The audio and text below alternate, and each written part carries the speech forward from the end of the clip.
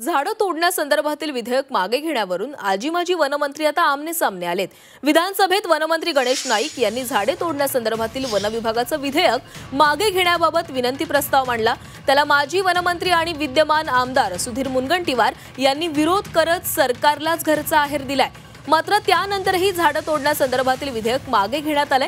नवीन बदलासह कायदा परत एकदा अंमलात आणू असं वनमंत्री गणेश नाईक यांनी सांगितलेलं आहे। अध्यक्ष महोदय, सन 2024 विधानसभा विधेयक क्रमांक 25 महाराष्ट्र झाडं तोडण्याबाबत नियमन सुधारणा विधेयक 2024 मागे घेण्यास मी सभागृहाची अनुमती मागतो। झाड तोडणे याची डेफिनेशन आहे की झाड मारून टाकण्यासाठी किंवा त्याचा नाश करण्यासाठी, झाड जागण्यासाठी त्याच्या बुंद्याभोवतालची साल कोरणे किंवा झाडाची साल काढणे। त्यामुळे काही लोकांनी जो गैरसमज पसरवला होता की आम्ही फांद्या तोडल्या तर 50,000 रुपये दंड होईल, तर अध्यक्ष महाराज, फांद्या तोडल्याने कुठेही दंड नाही।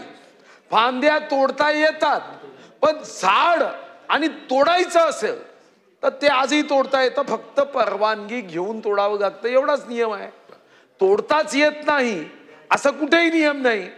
आता माझं मंत्री महोदयांना कदाचित असं असू शकेल, माझं सामान्य ज्ञान कमी पडत असेल की त्यांनी दंडाची रक्कम 50,000 पेक्षा 1,00,000 वाढवण्याचा निर्णय केला असेल, तर माझी मागे घ्यायला अनुमती आहे, पण अन्यथा मागे घ्यायला अनुमती मी तरी कदापिही देणार नाही।